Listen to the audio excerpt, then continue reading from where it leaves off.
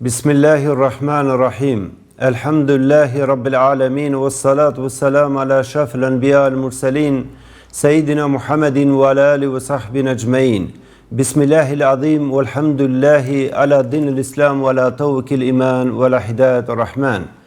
Pra në emër të Zotit, bamirësit të përgjithshmit, mëshiruesit, mëshirbërësit, falënderimet më të përzemërta dhe të pakufizueshme i takojnë Allahut krijuesit botrave gjithësisë, paqja dhe bekimi i Allahut qoftë mbi profetin ton Muhammedin alayhi salatu wassalam, familjen e tij dhe shokëve të tij, si dhe mbi të gjithë për ata që kanë ndjekur dhe do ndjekin rrugën e tij deri në ditën e gjykimit. Pra po filloj në emër të Zotit madh, i cili na ka zgjedhur fen islame, na ka udhëzuar në rrugën e drejtë, si dhe na ka bërë nga të udhëzuarit,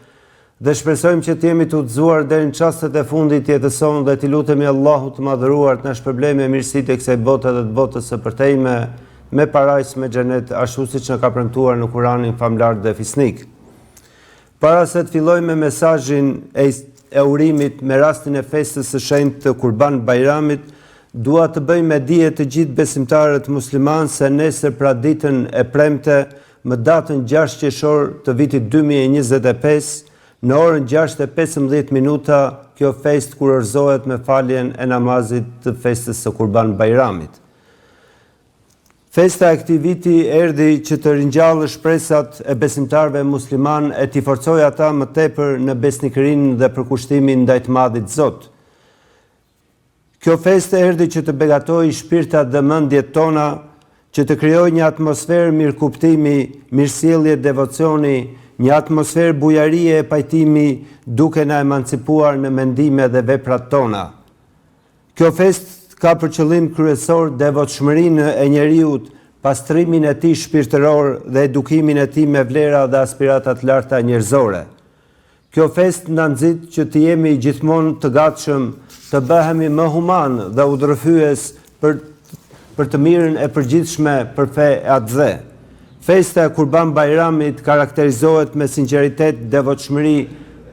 durim, paqe dhe urtësi dhe me plot virtyte të larta njerëzore që e bëjnë besimtarin musliman të jetë krenar dhe i lumtur në jetën e tij të përditshme.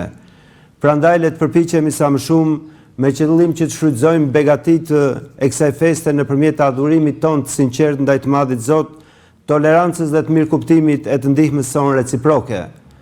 Kjo festë madhështore, krahas rëndësisë historike që ka, kushtet e rrethanat e asaj periudhe që e bën Mekën qendër të gjithë muslimanëve anë kënd botës, ka për qëllim që të ngrej lart figurën dhe personalitetin e njeriut në Islam, duke e karakterizuar atë me besim tek një Zot i vetëm dhe duke i dhënë vlera morale shpirtërore, sakrificën dhe shpresën për të jetuar, duke na bërë human e të dashur për njëri tjetrin.